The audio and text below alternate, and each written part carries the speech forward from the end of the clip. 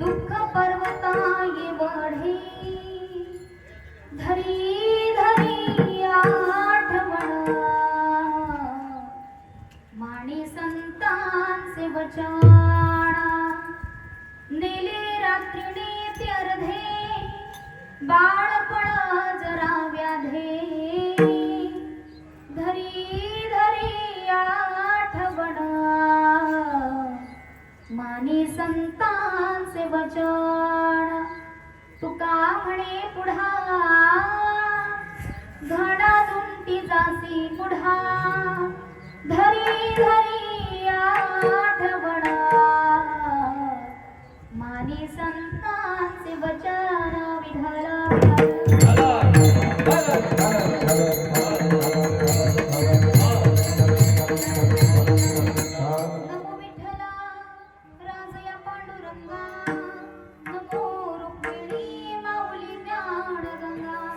नमो पुंडलिका नमो चंद्रभागा नमस्कार माझा रुक्मिणी पांडुरंगा पांडुरंगा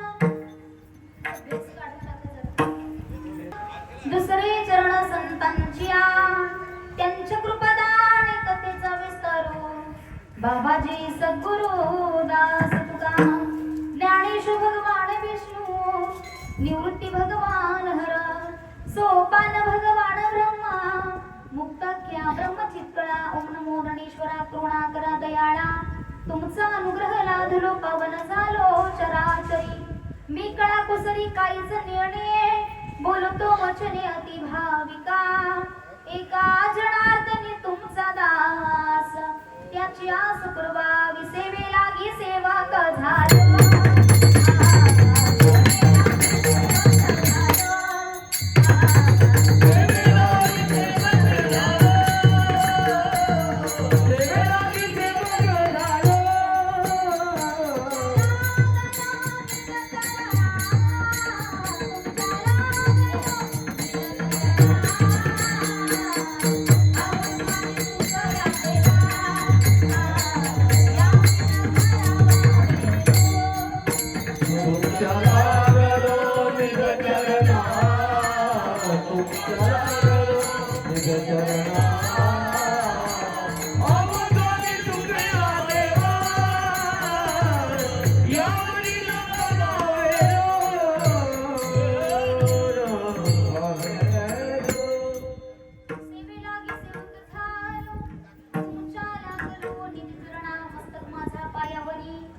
या वारकरी संतांच्या सुख पाहता जवा पाडे दुःख पर्वता ये वढे प्राप्त प्रसंगी प्राप्त समयी सेवेकरिता चिंतनाकरिता निरूपणाकरिता निवडलेला अभंग देहूचे सुप्रसिद्ध साधू वैराग्याचे मूर्तिमंत पुतळे आणि वारकरी संप्रदायाच्या कळशस्थानी विराजमान असणारे श्रीमंत जगद्गुरु तुकाराम महाराजांचा 4 चरणांचा उत्तम असा उपदेशकर प्रकरणातला अभंग सेवेकरिता निवडला विठ्ठल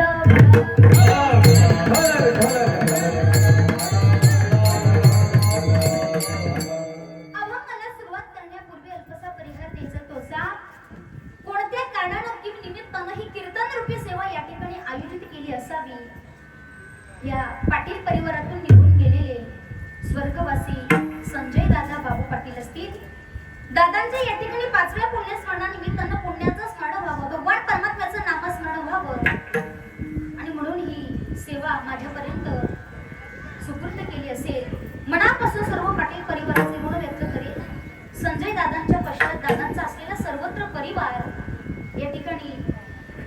संजय दादांच्या धर्मपत्नी निशाताई असतील, दादांच्या या ठिकाणी दोन्ही सुपुत्र असतील, तसेच दादांचा सगळा काही जो परिवार आहे, परिवाराच्या विनंतीला मान देऊन ही सेवा आणि या सेवेचं या कार्यक्रमाचं गोड असं आयोजन, नियोजन आणि प्रयोजन खऱ्या अर्थानं पाठोपाठ या पाटील परिवारावरती अनेक दुःख आलेली आहेत, पण तरी सुद्धा हे दुःखातून सावरता सावरता आज निशाताईंनी आपल्या गेलेल्या पतीचं दुःख माथ्यावरती असतानाही, दुःखाचा आघात सर्वत्र परिवारावरती कोसळला असताना गेलेल्या या ठिकाणी पतीच्या नावानं सुंदर अशी या ठिकाणी कीर्तनाची सेवा आयोजित केली. सर्वांचे मनापासून ऋण व्यक्त करेल समोर बसलेली सर्व ज्ञानश्रोता मंडळी, वारकरी मंडळी, गायनाचार्य सर्व महाराज मंडळी, तसेच माझ्या गुरुवारी असतील महाराष्ट्रातील ख्यातनाम पहिला कीर्तनकार हरिभक्तीपरायण वनिताताई प्रकाश पाटील हे गुरुच्या गुरुकृपेने या गादीवरती आहेत. मस्तक माझा पायावरी या वारकरी संतांच्या प्रस्तुत प्राप्त प्रसंगी प्राप्त स्थळी सेवेकरिता चिंतन करिता निवडलेला घेतलेला जो अभंग आहे ना मायबाप, या अभंगातून संत श्रेष्ठ जगद्गुरु तुकाराम महाराज गोड असं वर्णन करतात. तुम्हा आम्हाला या ठिकाणी उपदेश करतात. सुख पाहता जवा पाडे दुःख पर्वता ये बढे. दादा याचा थोडासा आवाज वाढवता आला तर जरा बघा. वर्णन करतात की सुख मात्र आपल्या आयुष्यामध्ये मिळणार किती आहे. महिला मंडळ, आयुष्यामध्ये मिळणारं सुख फक्त जवा पाडे, जवसाच्या एवढं अगदी लहान म्हणजे कमी सुख आहे. आणि दुःख जसं की या पाटील परिवारावरती दुःख पाठोपाठ मात्र आले होते, पण जगद्गुरु तुकोबरे वर्णन करतात की बाबांनो धरी धरी आठवणा, ते दुःख सहन करत असताना आपण नित्य भगवान परमात्म्याची आठवण ठेवली पाहिजे आणि मानी संतांचे वचन. आजही बघा या परिवाराचं वर्णन किती करावं की पाठोपाठ या ठिकाणी संजय दादांचे तिन्ही बंधुराज तिन्ही भाऊ निघून गेले असताना संजय दादांनी सुद्धा आपली प्राणज्योत मावळावी. पण बघा इतकं दुःख या परिवारावरती असताना गेलेल्या या ठिकाणी आपल्या मुलाकरिता सर्व एकत्रित या बहिणींनी येऊन निशाताई आधी करून निशाताईंच्या जाऊबाई असतील, गेलेल्या या ठिकाणी आपल्या धीराच्या नावानं, गेलेल्या या ठिकाणी आपल्या पतीच्या नावानं हा कार्यक्रम आयोजित करावा.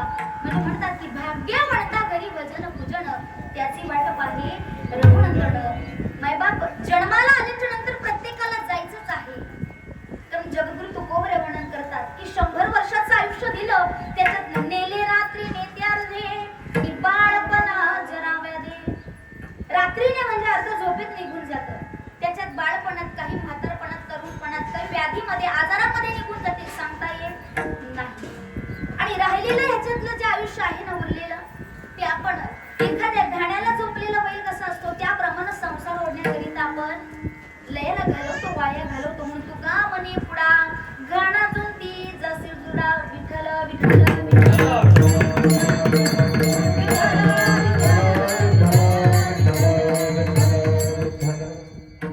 एखादा माणूस निघून गेल्याच्या नंतर त्याच्या नावानं दान पुण्य करणं, त्याच्या नावानं अन्नदान करणं, अनेक प्रकारचे दान सांगितलेले आहेत. संजय दादाच्या नावानं या ठिकाणी ब्राह्मणांच्या हातून या पाटील परिवारानं पिंडदान पार पाडलं असेल.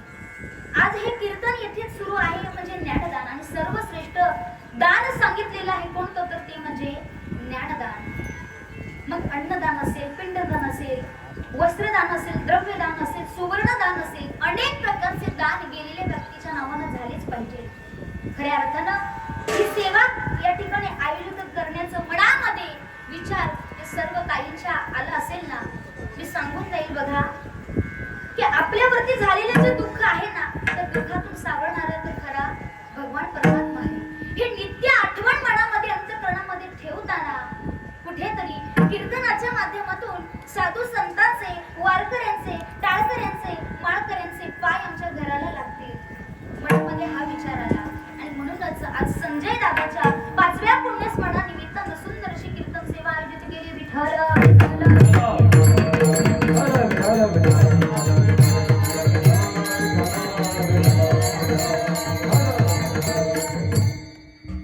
जगामध्ये, विश्वामध्ये जर आपण विचार केला, आज बघा अनादी काळापासून मानव जात आहे ती कशाच्या शोधात आहे महिला मंडळ, तर फक्त मला सुख मिळालं पाहिजे. अनादी काळापासून मानव जात सुखाच्या शोधात आहे, पण सुखाचा शोध काय अद्याप लागला नाही.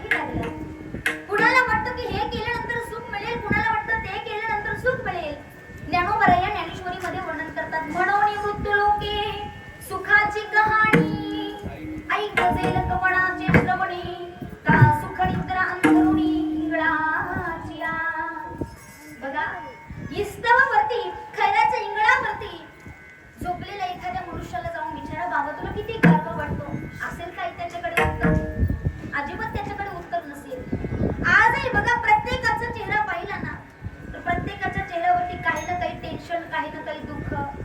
चांगल्या मान हलवता म्हणजे चांगला अनुभव आहे तुम्हाला. आणि त्यातल्या त्यात कुणाला वाटतं की संसार थटला, संसाराला लागलो की तेव्हा तरी सुख आमच्या पदरामध्ये.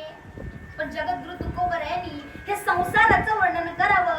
सुख नाही कोठे आली या संसारी, सुख नाही कोठे आली या संसारी, सुख नाही कोठे आली या संसारी, सुख नाही कोठे आली या संसारी. सुख नाही कोठे आलिया संसारी, सुख नाही कोठे आलिया संसारी, सुख नाही कोठे आलिया संसारी, सुख नाही कोठे आलिया संसारी.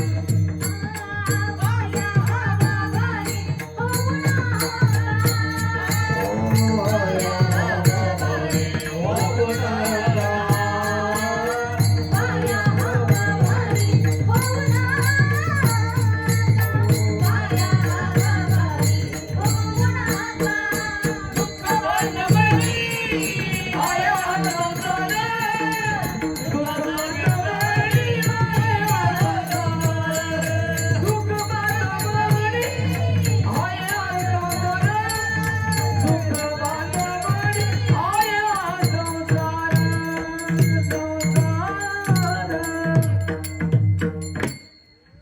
सुख नाही कोठे आलिया संसारी आणि वाया हवावरी होऊ नका. आहे का महिला म्हणजे संसारात सुख? जगद्गुरु तुकाराम महाराजांनी उत्तम असं वर्णन करावं. सुख नाही कोठे आलिया संसारी. आलेल्या संसारामध्ये सुख नावाची गोष्ट तरी सुद्धा तुकोबरे आपल्याला सावध करतात. वाया हवावरी होऊ नका बाबांनो, की आलेल्या संसारामध्ये सुख नावाची गोष्ट अजिबात नाही. मग त्याच संसारामध्ये सुख शोधण्याकरिता हाववरी होऊ नका. हाव शब्दाचा माहिती ना अर्थ? प्रयत्न करू नका, अभिलाषा करू नका. पण बघा इथे आल्याच्या नंतर आपण आज जो संसार केला त्या संसारात आपल्याला सुख नाही. पण मुलाचं लग्न करून त्याला संसाराला लावावं अशी प्रत्येक आईची काय असते. त्याला वाटतं की हा संसार नसता थटला तर बरा झाला असता. सांगायचं तात्पर्य की या देहाला आल्याच्या नंतर सुख कशात आहे. संत महात्म्याने आपल्याला मार्ग सांगितला. जंबू या द्वीपा माझी एक पंढरपूर गाव, धर्माचे नगर देखा विठो पाटील त्याचे नाव. चला जाऊ तया ठाया काही भोजन मागाया, विठोबाचा धर्म जागो त्याचे चरणी लक्ष लागो. सुखाचं बरका सांगितलं, पण त्या पत्त्यानं जातो का आपण? त्या मार्गाने जातो का आपण? भीमा तीरी एक वसविले नगर, त्याचे नाव पंढरपूर रे. तेथील मुकासी चार भुजाद्यासी बाईल 16,000 रे.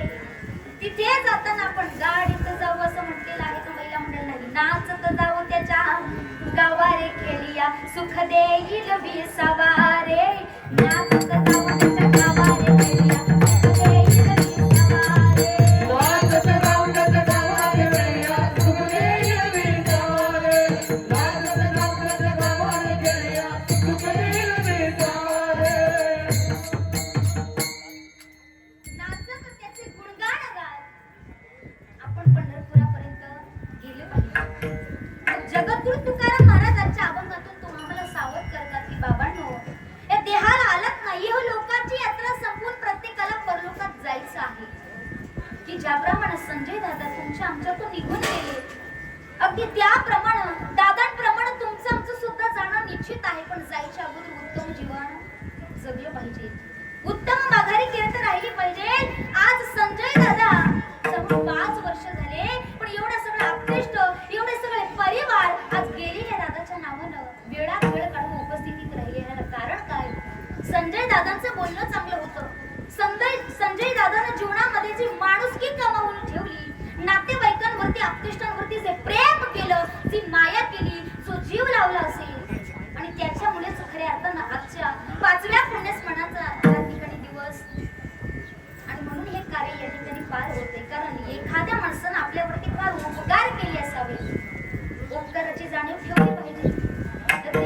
गंमत झाली. एक बाई दुपारचीच वेळ होती, तिला भाजी शिजायला घालायची होती. महिला मंडळी भाजी तिने शिजायला घालायचा विचार केला.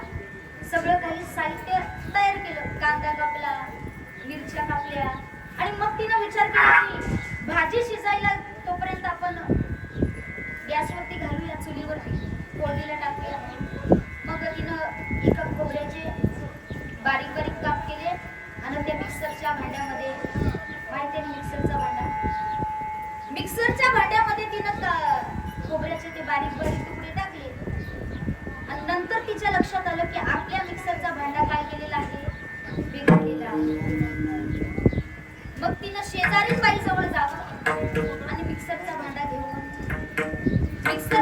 घेऊन आली आणि त्याच्यामध्ये ते खोबऱ्याचे काप टाकले आणि त्याच्यामध्ये तिने वाटण इथपर्यंत कळालं.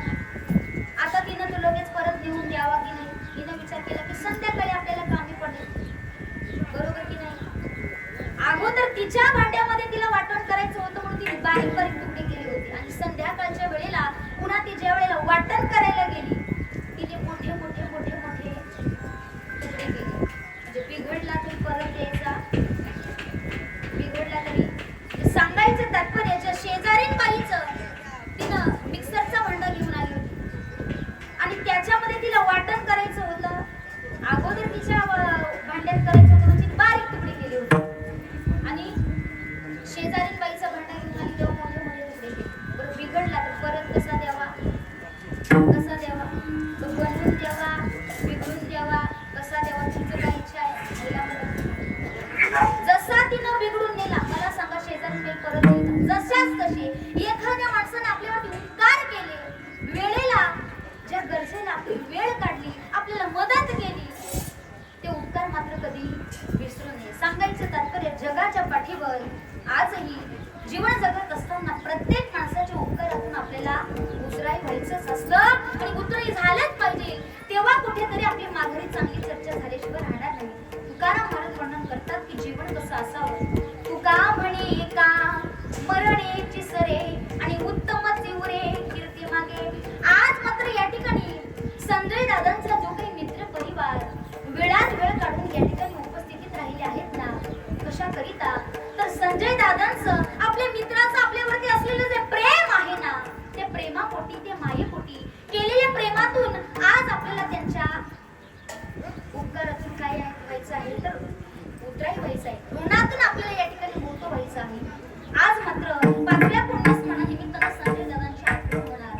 तर म्हणतात ना, दोस्तीच्या दुनियेतील जो काही आमचा राजा माणूस होता, आमचा दादा माणूस होता, आपण म्हणतो की दोस्तीच्या दुनियेतील आमचा देव माणूस होता आणि खऱ्या अर्थानं ते म्हणजे संजय दादा होते. तर बघा निशाताईने मला ज्यावेळी कीर्तनाची तारीख दिली ना, अगदी तेव्हापासून ताईंचा आणि माझा जो काही कॉन्टॅक्ट व्हायचा, ताई वेळ काढून मला कॉल करायचे ना, त्यावेळेला संजय दादांचं सगळं या ठिकाणी परिचय सांगत होता. संजय दादांचं व्यक्तिमत्व कसं होतं, त्याचं जीवन कसं होतं, त्याचं राहणीमान कसं होतं, सगळं काही या ठिकाणी निशाताई सांगत होत्या. आणि खरंच मला तर वाटतं की जीवनामध्ये आज प्रत्येक जण संसार करतोय, पण संसार कसा असावा. निशाताईने संजय दादांनी जो काही उत्तम प्रकारे संसार केला, पण त्याच संसारातून आज मात्र इथून 5 वर्षापूर्वी संसार बोलला गेला. पण गेलेल्या पतीच्या नावानं चांगलं कार्य या ठिकाणी झालं पाहिजे, ज्ञानदान झालं पाहिजे. अगदी अंतकरणापासून मनापासून तळमळीनं ही सेवा या ठिकाणी संजय दादांच्या पत्नी निशाताई असतील त्यांनी माझ्या पत्नी सुरू केली. कशा करिता तर आपल्या पतीचं या ठिकाणी जे काही आपल्यावरती प्रेम असेल, त्या प्रेमातून, मायेतून पतीने आपल्याकरिता जे कष्ट केले, मुलांकरिता जे काही कष्ट केले आणि सगळं काही जे परिवाराकरिता कमावून ठेवलं ना, खऱ्या अर्थाने ती संपत्ती कोणाचीच नसते. म्हणतात देह हे काळाचे आणि धन कुबेराचे.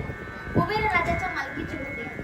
ताईने मनात विचार आणला असेल की जे काही तिने आमच्यासाठी केलं असेल ना भले, पण त्यांच्या नावानं ते दान झालं पाहिजे. म्हणून अगदी कळकळीनं आणि तळमळीनं ही सेवा आयोजित केली. विठ्ठल